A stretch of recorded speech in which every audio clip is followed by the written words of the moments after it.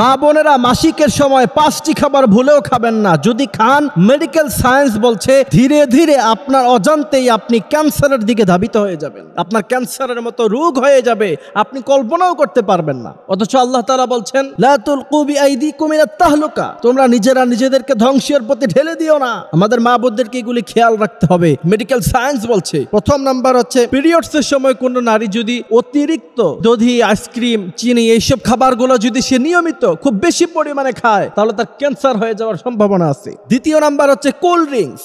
এই যে বাজারে কোল্ড ড্রিঙ্কস আছে না, 7 আপ, কোকা কোলা, এই কোল্ড ড্রিঙ্কস গুলো যদি মা বোনেরা পিরিয়ডসের সময় খুব বেশি খায় তাহলে তার ক্যান্সার হওয়ার সম্ভাবনা আছে। তৃতীয় নাম্বার হচ্ছে যে ওই সময় কেউ যদি নিয়মিত প্লাস্টিকের বোতলে পানি খায় অথবা প্লাস্টিক বোতল জাতীয় যেসব জিনিসগুলি বাজারে পাওয়া যায় ওইগুলো যদি সে পিরিয়ডস অবস্থায় খুব বেশি পরিমাণে খায় তাহলে তার ক্যান্সার হয়ে যাওয়ার সম্ভাবনা আছে। এরপরে মেডিকেল সায়েন্স চতুর্থ নাম্বারে বলছে কেউ যদি খুব বেশি পরিমাণে লবণ খায় পিরিয়ডসের সময় তাহলে তার ক্যান্সারের সম্ভাবনা আছে। পঞ্চম নাম্বারে মেডিকেল সায়েন্স বলছে কেউ যদি পিরিয়ডস অবস্থায় খুব বেশি পরিমাণে ভাজা পোড়া, তেল জাতীয় এইসব খাবারগুলো যদি খুব বেশি পরিমাণে নিয়মিত যদি খায় তাহলে আলসার হয়ে যাওয়ার সম্ভাবনা তার আছে। এই জন্য আমাদের মা বোনেরা অবশ্যই পিরিয়ডস অবস্থায়, মেন্স অবস্থায় এইসব খাবারগুলি থেকে নিজেকে বিরত রাখতে হবে।